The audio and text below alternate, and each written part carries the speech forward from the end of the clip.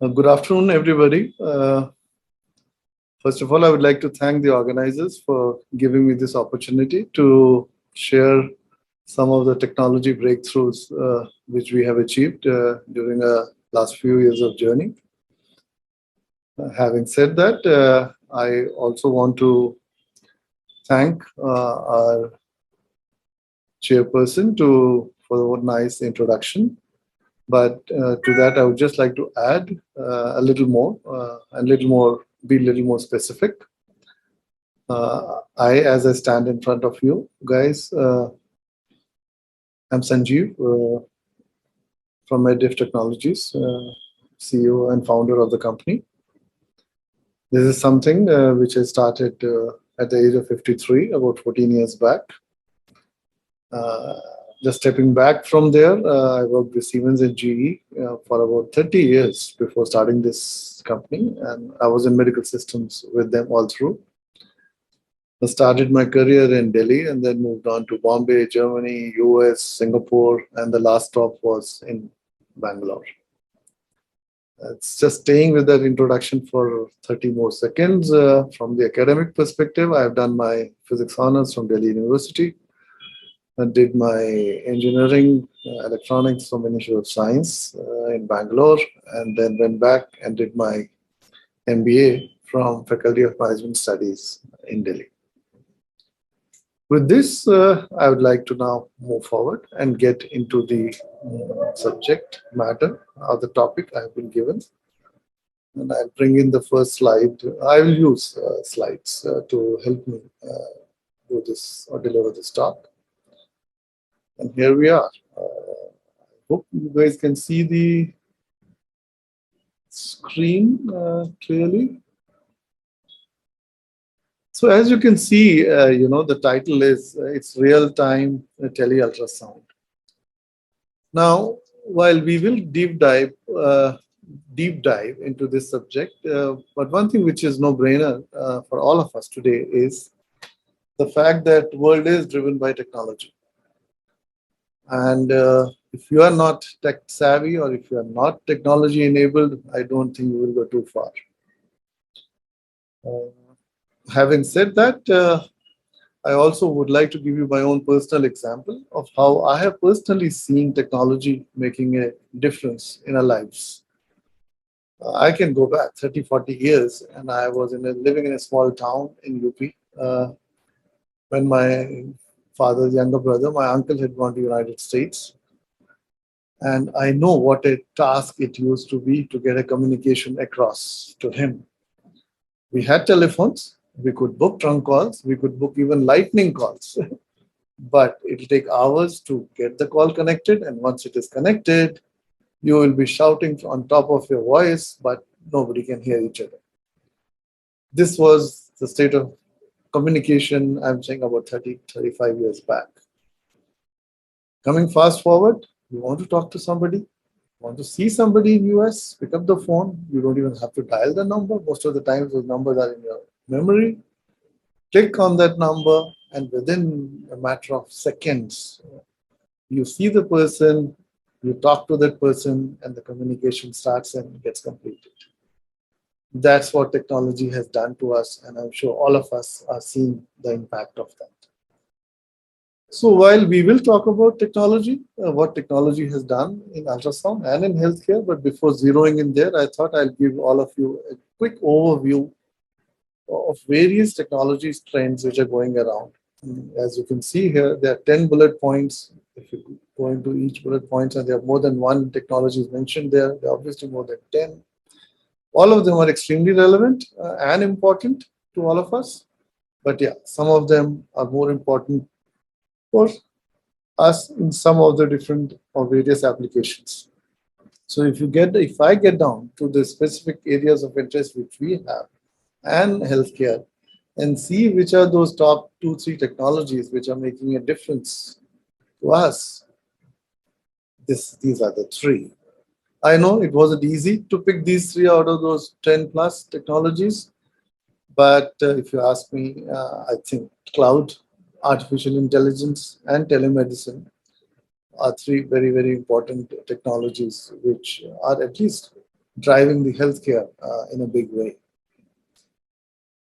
Having said that, and again staying with these three, cloud, according to me, is some sense is nothing new. I think it's so pervasive that I'm even willing to use the word that it's got commoditized, and everybody knows it. It's with us, all around us, and there's nothing big to talk about it.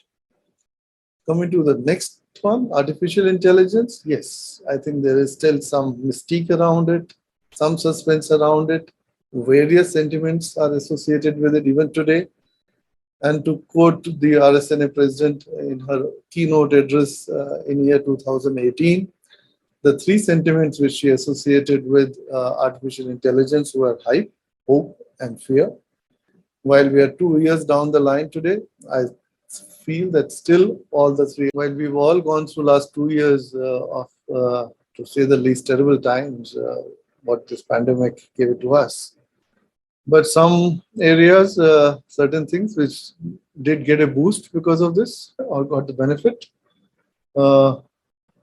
And one of them definitely was telemedicine. This was a technology, definitely in the Indian context, was just not moving forward and was highly regulated to the extent that nobody could do anything with that. Suddenly came a situation where, forget about patients not being comfortable going to the hospitals, even the doctors were not comfortable coming to the hospital to see the patients. And that left with the whole ecosystem with no option but to connect through telemedicine. Now, what is telemedicine in little more detail? As you will see on the slide, no major big surprises here. Teleconsult, tele-radiology, tele-ICU, tele-ECG, telepathology, tele-OPD. These five things have been in vogue or in use for quite some time. And in my personal experience, I think tele-radiology definitely has been there for at least 30 years, if not more. Having said that, I think tele-ICU and tele-ECG are also kind of becoming the norm. And telepathology has also shown a lot of promise in the last few years.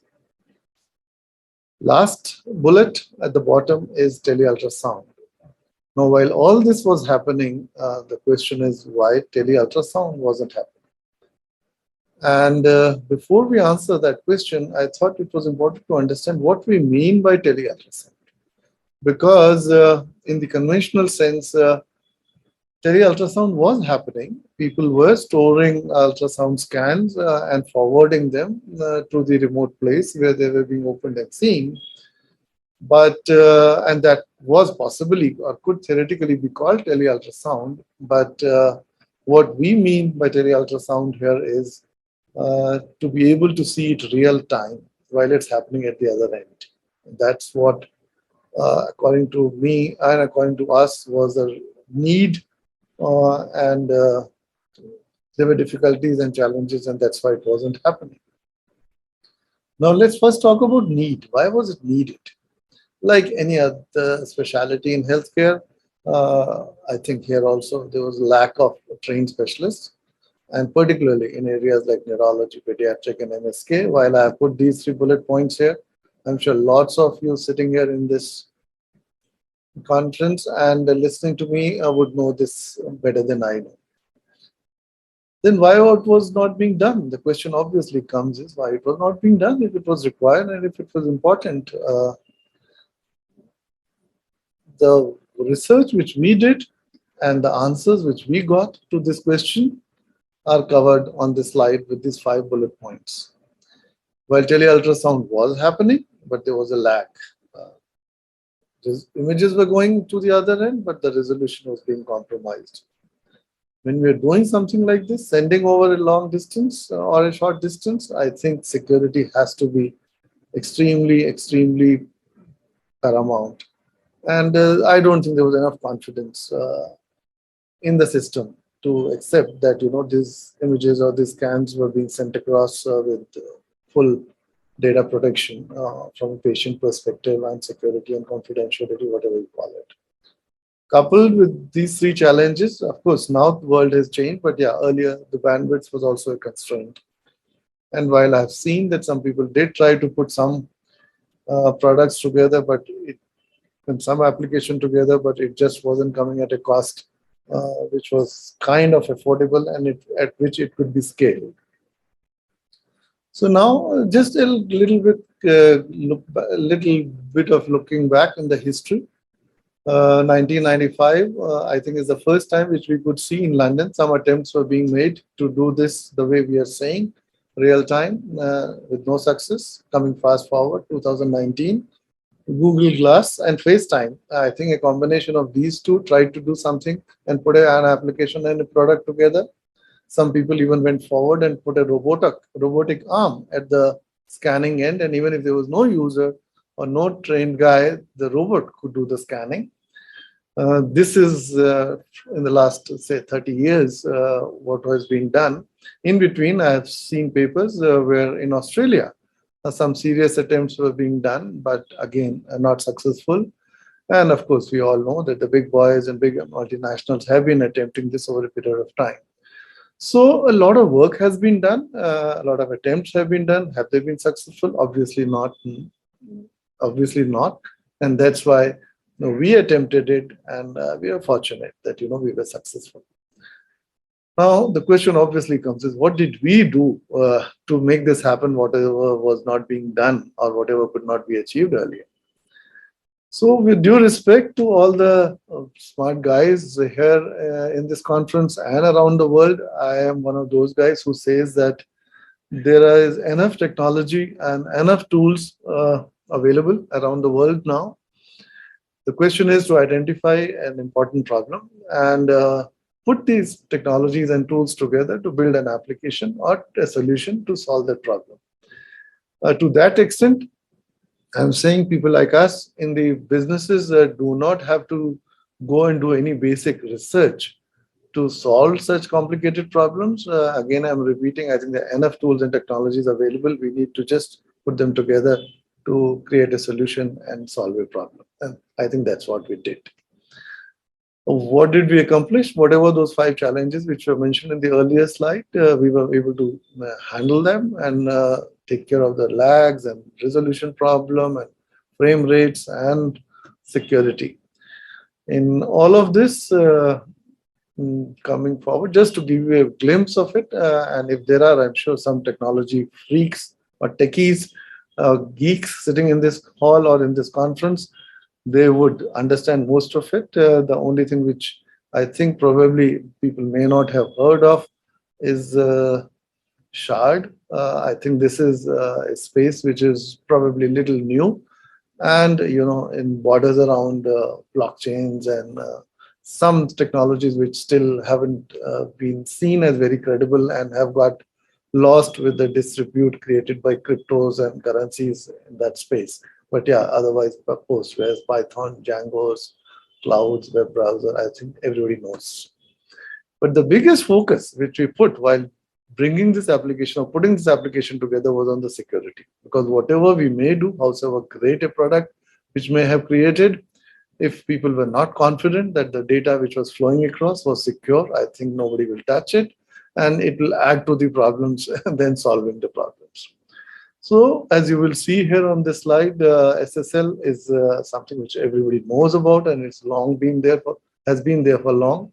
We've come forward and made sure that TLS was incorporated in our application. There's nothing bigger than 256-bit encryption available today. We have done that.